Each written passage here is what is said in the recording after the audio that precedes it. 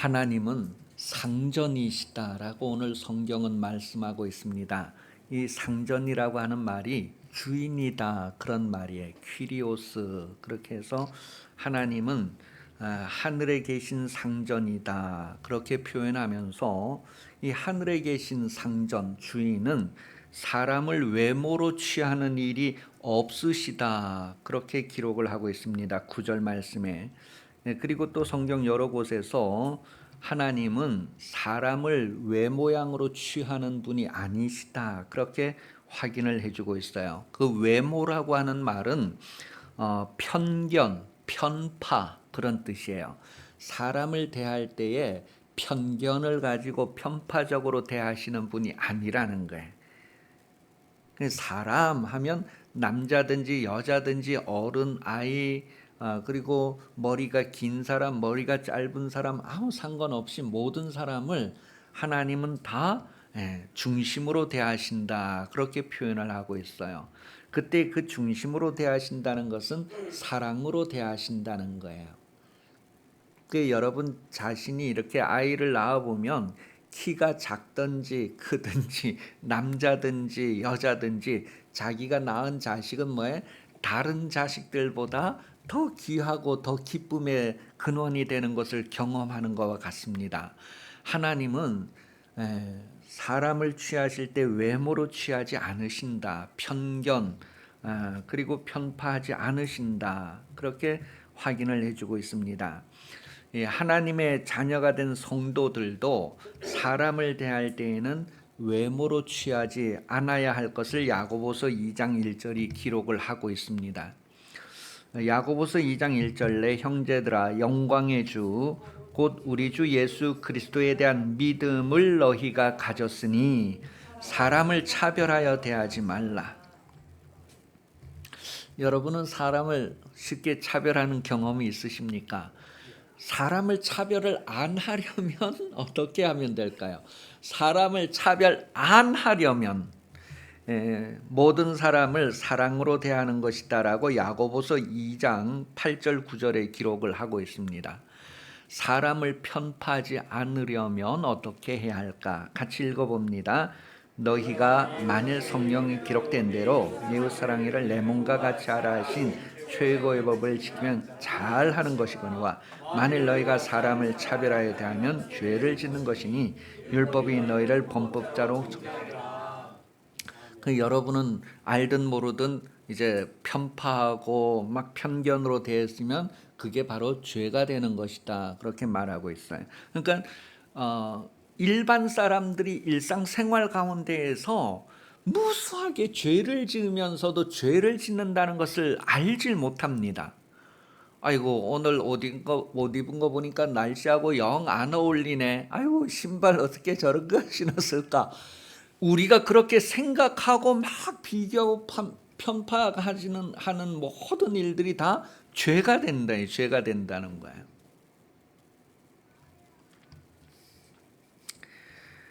이것을 좀 정리하면 사랑으로 하지 않으면 차별하는 것이 된답니다. 사랑으로 하지 않는 모든 것.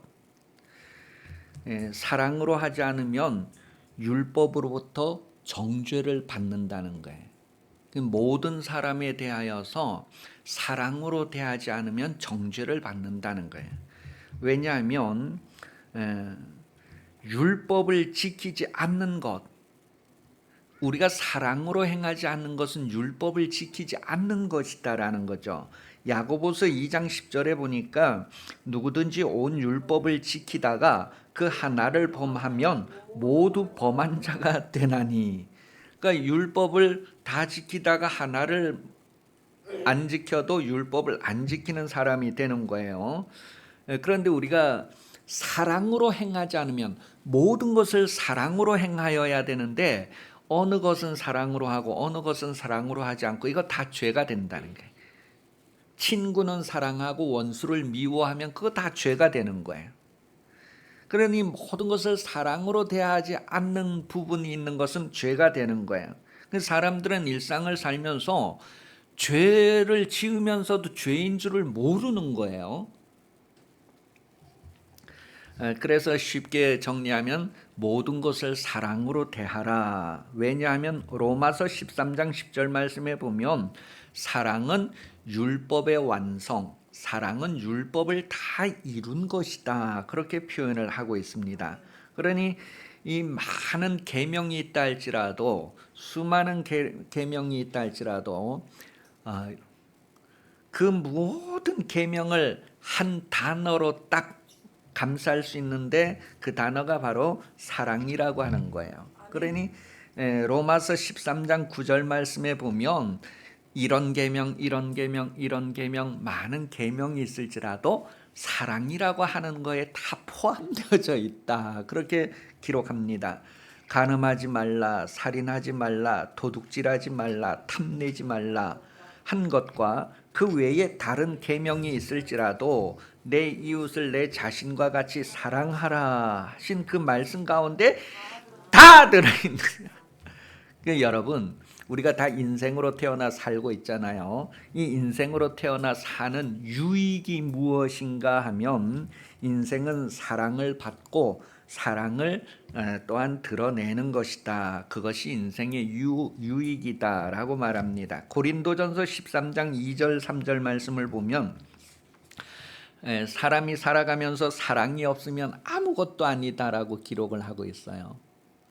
여러분이 태어나 살아가면서 부모의 사랑을 받지 않는다면, 누군가로부터 사랑을 받지 않는다면 의미가 없는 거예요. 그 인생의 유익이 뭐냐 했을 때 우리가 몸을 가지고 태어난 유익이 뭐냐 하면 누군가의 사랑받을 존재라는 거예요. 누군가로부터. 부모가 나를 사랑하지 않는다 할지라도 다른 누군가가 부모를 대신해서 나를 사랑해 줄, 그래서 나는 사랑받을 존재라고 하는 것, 그게 인생의 유익이라는 거예요. 인생의 유익. 많은 사람들이 자기를 사랑하는 사람은 하나도 없다 그렇게 생각한다면 그게 슬픔이 되죠. 그래서 여러분은 모든 사람이 사랑받을 존재라고 하는 거, 우리 뭐 복음성가도 만들어서 이렇게 부르잖아요. 그죠? 당신은 사랑받기 위해 태어난 사람. 그럴 때 정말 그들이 육신의 부모의 사랑을 받지 못할지라도 하나님의 사랑을 받을 존재라는 것, 그걸 어떻게 아느냐 하면 내가 너를 사랑한다. 그래서 우리 몸으로 실천하는 것입니다. 그래서 그들은 보이지 않는 하나님을 우리들을 통하여서 만나게 되고 보게 된다고 하는 거예요. 예수님께서 그러한 모범을 우리에게 보여주셨으니 우리도 예수님을 따르는 삶을 삽니다. 보이지 않는 하나님이 사랑을 나타내셨단 말이에요. 그것처럼 성도들도 그 사랑을 나타내는 삶을 산다는 것을 요한 1서 4장 19절에 기록을 하고 있습니다. 우리가 사랑을 나타낼 수 있다면 그것은 먼저 하나님이 우리를 사랑하셨기 때문이다라고 기록을 하고 있습니다. 여러분 부모님이 여러분 사랑하시잖아요. 하나님 여러분 사랑하시잖아요. 그런 걸 안다면 이제 그런 사랑을 또한 드러내는 삶을 살아야 된다. 누군가를 향해서 우리는 다 사랑의 빚진 자다. 이 빚을 평생 갚아도 못 갚는 빚이다라는 것을 성경 말합니다. 여러분이 그렇게 수없이 받았던 사랑, 누군가는 그것을 필요로 합니다. 나타내지 않으면 무슨 소용이 있는가? 우리 찬송가도 또 그런 가사 있잖아요. 나타내지 않으면 무슨 소용이 있는가?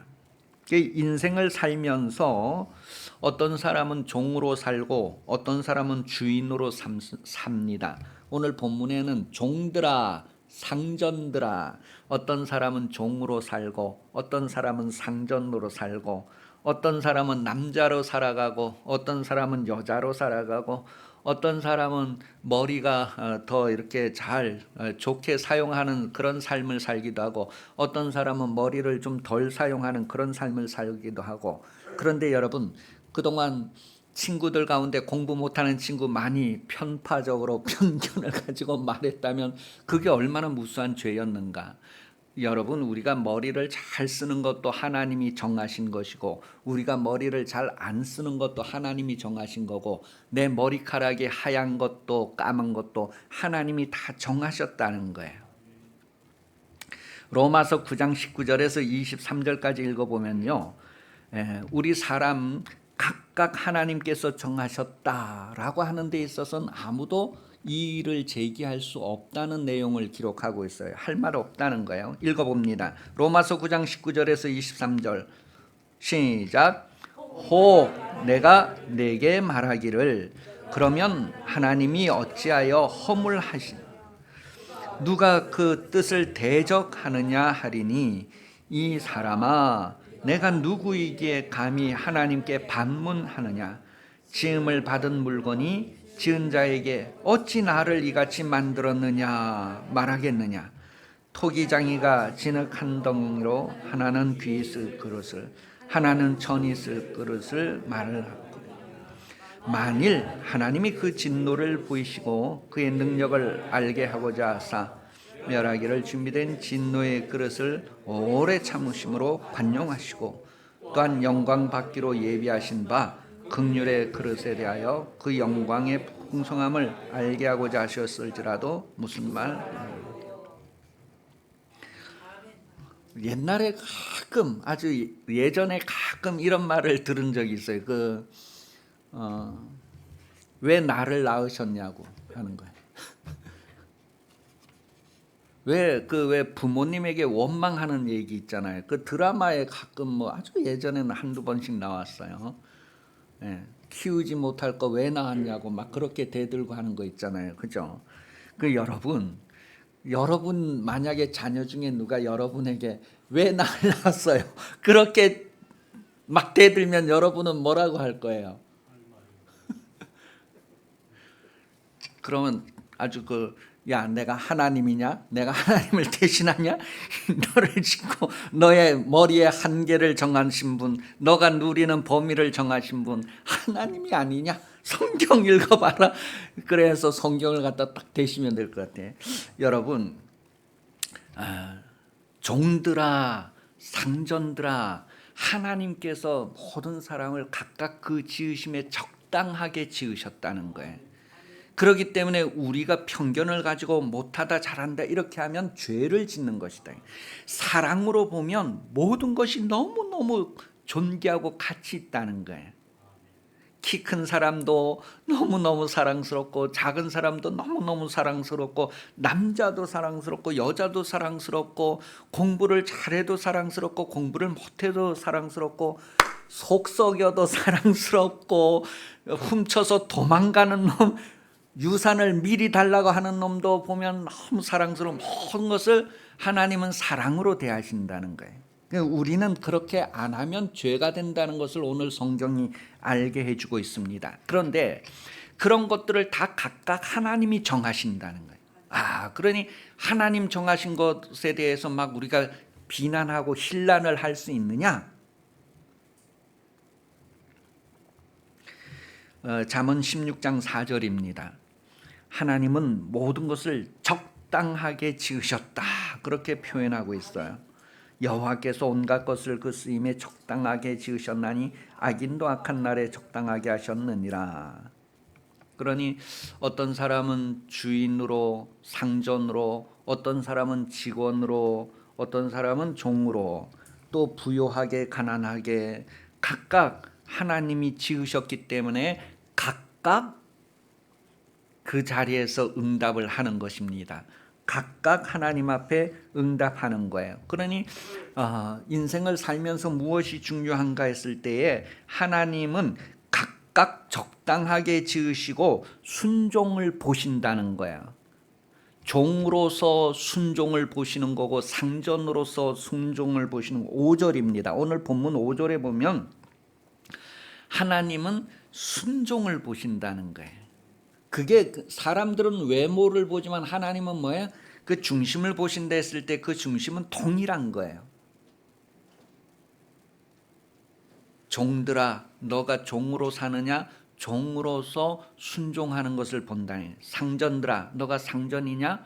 상전으로서 순종하는 것을 본다는 거예요. 그때 그 순종은 무엇이냐 하면 바로 하나님의 뜻을 순종하는 것을 보신다는 것을 말합니다. 하나님의 뜻을 받아들이는가를 보신다는 거예요. 곧 선한 것을 보시고 선한 것으로 갚으신다. 8절의 내용입니다. 오늘 본문 8절에 보면 하나님은 각 사람이 선을 행하지 않는가를 보시고 그대로 갚으신다는 거예요. 그래서 순종, 하나님의 뜻대로 사는 것, 그것을 선이라고 합니다. 하나님께서 모든 것을 선하게 지으시고 선을 기준으로 바라보시는 거예요. 그래서 상전들아, 그 상전들에게 너희가 위협하지 말라, 저 종들에게 공갈치지 말아라, 위협하지 말아라, 그렇게 말하는 거예요. 그 막 위협하고 공갈치고 이러는 것들은 뭐예요? 선이 아니다라는 거예요. 하나님은 누구에게인가 막 위협하고 막 공갈치고 그런 분이 아니란 말이에요. 그러니까 여러분, 하나님께서 우리를 부유하게 살게 하시든지 가난하게 살게 하시든지, 하나님께서 우리를 병들고 살게 하시든지 건강하게 살게 하시든지, 각각 우리의 사정과 형편 가운데에서 우리가 하나님의 말씀을 듣는가 순종하는가, 그것을 보는 거예요. 그래서 외모가 아닌 그 중심을 본다고 했을 때 그 중심에서 선을 이루고 있는가, 하나님의 뜻을 이루고 있는가, 그게 기준이 됩니다. 로마서 15장 2절에 그러한 내용을 기록했고요. 에베소서 2장 10절을 읽어보려고 합니다. 시작. 우리는 그가 만드신 바라 그리스도 예수 안에서 선한 일을 위하여 지으심을 받은 자니 이 일은 하나님이 전에 예비하사 우리로 그 가운데, 에덴 동산 아담과 하와에게 하나님이 기대하시는 선이 무엇입니까? 열매를 따먹지 말고 하나님께서 말씀하신 그대로 이루는 것을 선이라고 합니다. 오늘 그리스도 예수 안에서 여러분을 다시 지으셨는데 무엇을 위해서요? 선한 일을 위하여서 지으셨다는 거예요. 그리스도 예수 안에서 우리를 다시 선한 일을 할 수 있도록 새롭게 기회를 주셨다는 거예요. 그러니 여러분, 우리가 다 하나님께서 우리에게 원하시고 기대하시는 선한 일을 행하는 가운데, 선한 일을 행하는 가운데 우리가 하나님 나라에 들어가기에 합격 인정을 받게 된다는 거예요. 그래서 주여 주여 하는 자가 천국에 들어가는 것이 아니라 하나님의 말씀을 행하는 자가, 그래서 지금 읽었던 말씀 우리로 그 가운데 행하게 하려 합니다. 왜냐하면 행하는 것이 곧 하나님 나라에 들어가는 방식이기 때문에 그렇습니다. 예수님이 하나님의 보내심을 그대로 다 이루고 하늘로 가신 것처럼 여러분도 이 땅에서 하나님의 선하심 가운데 행함으로 하나님 나라에 옮겨갈 것을 성경 말하고 있으니, 여러분 종들아, 상전들아, 그럴 때 여러분에게 아무개야, 너가 힘들고 어려운 가운데 있지 할지라도 나는 너의 외모를 보는 것이 아니라 중심을 본다. 그가 선을 행하고 있는가? 하나님께서 나를 이렇게 지으셔서 내가 이런 상황 가운데에서 하나님을 바랍니다. 하나님만이 나의 소망입니다.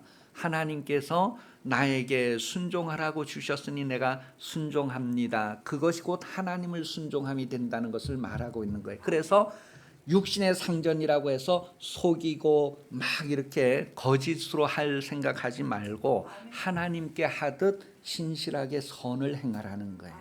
하나님이 그것을 갚으신다는 거예요.